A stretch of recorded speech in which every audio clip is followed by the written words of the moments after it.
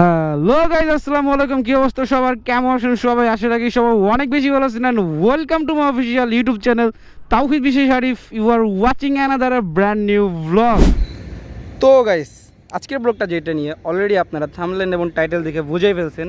হ্যাঁ, ঠিকই ধরছেন। আজকের ব্লগটাতে আমি গাইস দেখাতে যাচ্ছি যে আমার এই জিক্সার বাইকের সাথে আমার ব্রেকিং পিরিয়ডে কীভাবে পার করলাম এবং কী সমস্যা ফেস করছি ইন ডিটেলসে সব কিছু দেখাবো আজকের এই ভিডিওটাতে। তো আজকের ভিডিওটা বেসিক্যালি এই জিক্সার বাইকের যে অলমোস্ট আপনাদেরকে দেখাই একটু আমার মিটারে যে কত কিলোমিটার চলছে অলরেডি একটু দেখাই। তো গাইজ দেখতেই পাচ্ছেন আমার মিটারে অলরেডি 4017 কিলোমিটার চলছে। তাহলে অলরেডি দেখতে পাচ্ছেন যে আমার বাইকের ব্রেকিং পিরিয়ড শেষ। যদিও ব্রেকিং পিরিয়ড অনেকেই অনেক কিলোমিটার বলে, কেউ 1500 বলে, কেউ 2000 বলে, মেনলি 1500-2000-এর ভিতরে ব্রেকিং পিরিয়ডটা শেষ হয়ে যায়। অলরেডি ব্রেকিং পিরিয়ড শেষ, তো আপনারা বুঝতেই পারছেন। তো বেসিক্যালি এখন আপনাদেরকে আমি জানাবো যে আমার এই বাইকটাতে আমি কী সমস্যা ফেস করছি এবং কী সুবিধা পাইছি, তো আপনাদেরকে এখন জানাবো। আর অলরেডি আপনারা দেখতে পাচ্ছেন আমি সুন্দর একটা জায়গা আছি। তো সুন্দর একটা জায়গা আমি বাইকটাকে পার্কিং করছি এবং হাইওয়ের পাশে এটা। তো এটা হচ্ছে হাইওয়ে, সুন্দর একটা জায়গা। তো এরকম জায়গা আসলে মনটা ভালো হয়ে যায়। অলরেডি আমার বাইকের 4000 কিলোমিটার চলে ফেলছে। তো আমার বাইকের কন্ডিশন রাইট নাও এরকম আছে। তো আপনারা একটু দেখেন, তো দেখতেই পাচ্ছেন আপনারা আমার বাইকের কন্ডিশনটা। তো যাই হোক, সেটা নিয়ে প্যারা নাই। তো আমার বাইকটাকে এখানে কেমন লাগতেছে এখানে পার্কিং করাটা, এটা আপনারা চাইলে কমেন্ট করে জানাই দিতে পারেন। যদিও একটু লাইট কন্ডিশন একটু কম আছে তো আকাশে, তো লাইট চলে গেছে, তো দ্যাটস ওয়াই ভিডিও কোয়ালিটি একটু লো আসতে পারে। তো সেটা নিয়ে প্যারা নাই। তো গাইজ আমরা এখন ডিরেক্ট চলে যাব মোটো ব্লগের ক্যামেরাতে। অলরেডি গাইজ আমরা মোটো ব্লগের ক্যামেরায় শিফট করে ফেলছি, তো আপনারা অলরেডি দেখতেই পাচ্ছেন। তো বাই দ্য ওয়ে গাইজ, এখন আমি ব্রেকিং পিরিয়ডে কী প্রবলেম ফেস করছি বা ব্রেকিং পিরিয়ড কেমন গেছে, তো সেইটা বলার আগে এই জিক্সার বাইকের কিছু কমন প্রবলেম আছে, সেইটা আপনাদেরকে আমি একটু বলি। তো আপনারা যখন first of all Gixxer bike কিনবেন বা রাইড দিবেন, তো আপনাদের কাছে ইনিশিয়ালি ক্লাস্টার ব্যাপারটা ডিপেন্ড করে বাইক, তো এটা আমি একটু পরে বলি। তো গিয়ার শিফটিং যেটা আছে, পায়ের গিয়ার শিফটিং, তো এইটা ইনিশিয়ালি আপনাদের কাছে হার্ড মনে হবে। তো এটা দিলে আপনি যে বাইক যখন রাইড করতেছেন, তো অপোজিটে যে আপনার, আরে ভাই হাইওয়ে একটা রাস্তার ভিত্তি মানুষ এভাবে পারাপার হয় ভাই? কিছুদিন আগে দেখলাম এটা নিয়ে একটা, যাক এটা বাদ দিই। পাশের থেকে কোনো বাইক গেলে সে বুঝবে যে আপনার বাইক গিয়ার শিফটিং করতেছেন। তো এটা হচ্ছে একটা বড় আমার কাছে ইস্যু মনে হয়েছে জিক্সার বাইকের। দেন আপনার কাছে মনে হবে গ্লাসটা একটু হার্ড, তো এটা ডিপেন্ড করে বাইক। তো আমার বাইকের গ্লাসটা আমার কাছে অনেক সফটই আছে, যেমন R15-এর মতন। R15 তো স্লিপার গ্লাস, তো ওইটার সাথে এটা তুলনা যায় না। আমি এটাকে সুন্দর মতো মেনটেন করি, সময় মতো ইঞ্জিন অয়েল চেঞ্জ করি। আর একটা কমন প্রবলেম হচ্ছে, আমার মনে হয় এই প্রবলেমটা জিক্সার বাইকের জন্য সবচেয়ে বড় একটা ইস্যু হইতে পারে এবং অলরেডি এই ইস্যুটা আছে। তো যে ইস্যুটা হচ্ছে গাইস, তো আপনি যদি কিছুক্ষণ হাই আরপিএমে রাইড করেন, একটু লং টাইম বাইকটা চালান, তো আপনার বাইকের যে ইঞ্জিন থেকে একটা বাজে রকম নয়েজ আসে। তো ইঞ্জিন সাউন্ডটাই পুরো চেঞ্জ হয়ে যায়, পিস্টন যে উঠানামা করে, তো ওই সময়টা গাইস ইঞ্জিনটা গ্যাস গ্যাস গ্যাস গ্যাস একটা কেমন জানি একটা বিরক্তিকর একটা আওয়াজ হয়ে যায়। বাইকের যে রিয়েল পারফরমেন্স অনেকটাই ফল্ট করে। তো এটা আমার কাছে মনে হয়েছে এবং আপনাদের কাছে এটা মনে হয় কিনা আপনারা কমেন্ট করে জানাতে পারেন। ব্রেকিং পিরিয়ডে আমার বাইকের ইঞ্জিনটা একটু হিট হয়, এটা সব বাইকেরই ম্যাক্সিমাম বাইকেরই ব্রেকিং পিরিয়ডে ইঞ্জিন হিট হয়। তো জিক্সারও হিট হয় তেমনই, বাট একটু ওভারহিট ওইরকমভাবে ফেস করি নাই, লং টাইম আমি চালাই নাই। তো যখন আপনি লং টাইম চালাবেন ব্রেকিং পিরিয়ডে, এটা একটু ওভারহিট হওয়ার পসিবল আছে। যদিও এটা এয়ারকুল বাইক, এটা আপনাদেরকে বুঝতে হবে এই বাইকের কন্ডিশনটা। আর টুকটাক কিছু এটা মেজর প্রবলেম আছে, তার মধ্যে একটা হচ্ছে এটা কালার। তো কালারটা একটু তাড়াতাড়ি নষ্ট হয়ে যায়, তো যেটা বুঝলাম। প্লাস এটা বিল্ড কোয়ালিটি অতটা আহামরি না, যেমন আপনি দেখতে পারেন একটা ইয়ামাহার একটা স্পোর্টস বাইক বা একটা ইয়ামাহার যেমন এফজেডএস V3 এইটের যেমন বিল্ড কোয়ালিটি স্পোর্টস বাইকের সাথে তুলনা দিচ্ছি না, সেটা তো স্পোর্টস, ওটার লেভেল বা ওটার বাজেটটাও একটু হাই। তো আপনি যখন একটা ইয়ামাহার মতো বাইকের সাথে কম্পেয়ার করবেন, তো ওটার সাথে আপনার এটার কোয়ালিটিটা অবশ্যই একটু লো মনে হবে। এই তো গেলো জিক্সার বাইকের ইনবিল কিছু সমস্যা। আর ব্রেকিং পিরিয়ডে বলতে গেলে গাইস, আমি ব্রেকিংটা অনেক মেনটেন করে চালাইছি। তো আমি 5000 কিলোমিটার, সরি আমি 2500 কিলোমিটারে 5টা ইঞ্জিন অয়েল ড্রেন দিছি। রাইট নাও এখন চলে কত 4000। তো আমার বাইকে অলরেডি 6টা ইঞ্জিন অয়েল ড্রেন শেষ। এই 3500 এবিটে 6টা ইঞ্জিনিয়াল ড্রেন দিয়ে দিচ্ছি আমি আমার বাইকে। তো বুঝতে পারতেছেন যে আমার বাইকটা কতটা ওয়েল মেনটেন করা হয়েছে। তো আরও মানে আরপিএমটা আমি অলওয়েজ 5-এর মধ্যে রাইড করছি ব্রেকিং পিরিয়ডে 2500 কিলোমিটারের মধ্যে। তো এখন একটু মাঝে সাঝে 5-6 উঠাই, এটা তার উপরেও যাওয়া হয় না, প্রয়োজন পড়ে না।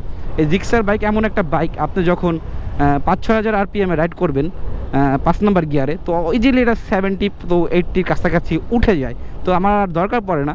তো বাইকটা আসলে যদি একটা কুলিং টেকনোলজি থাকতো, আমার মনে হয় এই বাইকটা বেস্ট ব্রেক হইতে পারতো। আর যদি 6টা গিয়ার থাকতো, তাহলে আমার কাছে এটা পুরো 6টা গিয়ার আর একটা লিকুইড কুল যদি হইতো জিক্সারটা, তাহলে মাথা নষ্ট একটা বাইক হইতো। তো আমি সেটা নিয়ে প্যারা নিচ্ছি না গাইস, তো এটা হবে। তো নেক্সট যখন 250cc আসবে, তখন এটা আরও হয়তো আমার বেটার পাবো, এটা আমার মনে হয়। বাট এখন আসি এটার ভালোর ব্যাপারে।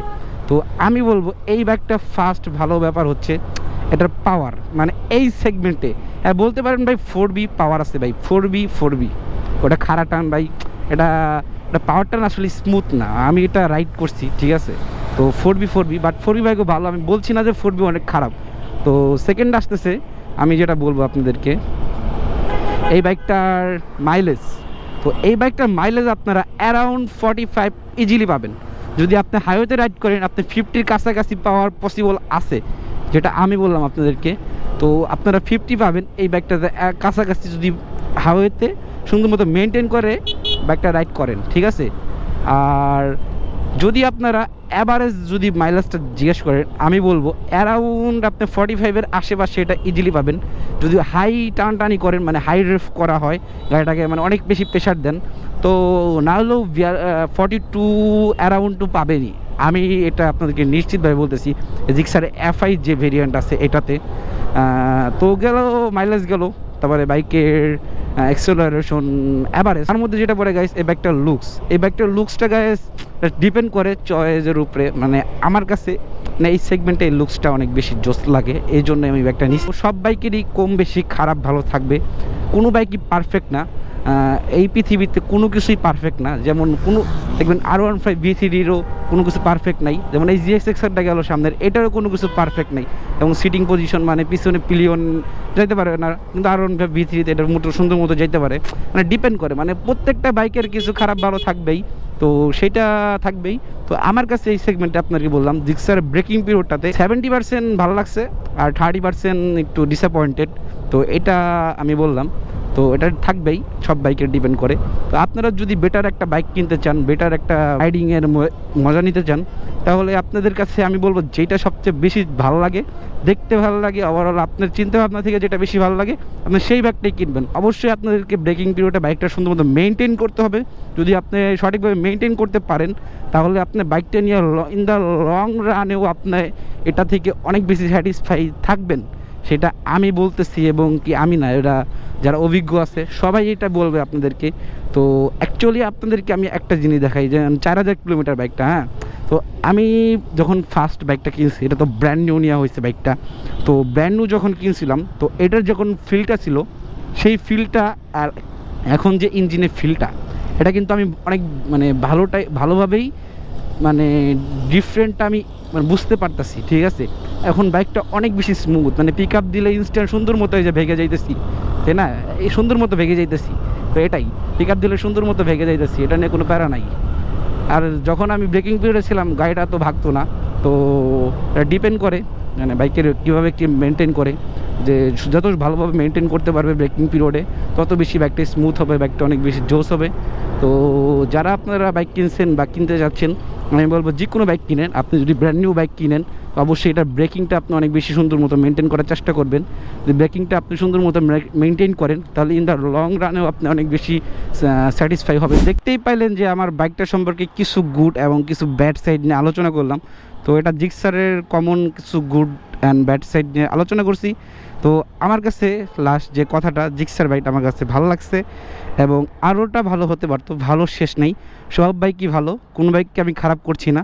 তো ওভারঅল তার মধ্যে জিক্সার বাইকটা আমার কাছে একটু বেশি ভালো লাগছে এই সেগমেন্ট বিবেচনায়। আমি বলবো আপনারা চাইলে এই জিক্সার বাইকটা নিতে পারেন। তো যদি আপনাদেরকে এই লুকসটা বেটার লাগে, এইটা দেখতে যদি ভালো লাগে, এটার অবশ্যই যে কোনো বাইক যদি কেউ কিনতে চান বা পারচেস করতে চান, অবশ্যই এটাকে আপনি রাইড দিবেন, এটা সম্পর্কে যারা এক্সপার্ট আছে, যারা এটা নিয়ে আপনার লং টাইম বাইকটা রান করছে, তাদের কাছ থেকে আপনি এটা এক্সপিরিয়েন্সটা গ্যাদার করতে পারেন, তারপরে আপনি এই বাইকটা কিনতে পারেন। তো এটা ছিল আজকে আমার ভিডিও।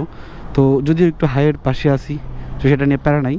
তো বাইরে থেকে মানুষ অকওয়ার্ডভাবে তাকায় আসছে, অলরেডি আপনারা ক্যামেরার সামনে ফেস করতেছেন, তো সেটা নিয়েও প্যারা নাই। আমার এই চ্যানেলে যারা নতুন আসছেন অবশ্যই একটা সাবস্ক্রাইব করে পাশে আসা বেল আইকনটা প্রেস করতে ভুলবেন না। আর ব্লগটা যাদের ভালো লাগছে অবশ্যই একটা লাইক দিয়ে দিবেন। তো আজকে ব্লগটা ছিল এই পর্যন্তই, দেখা হচ্ছে এরকম আর পরবর্তী ব্লগে। Have fun, peace, love you, piece.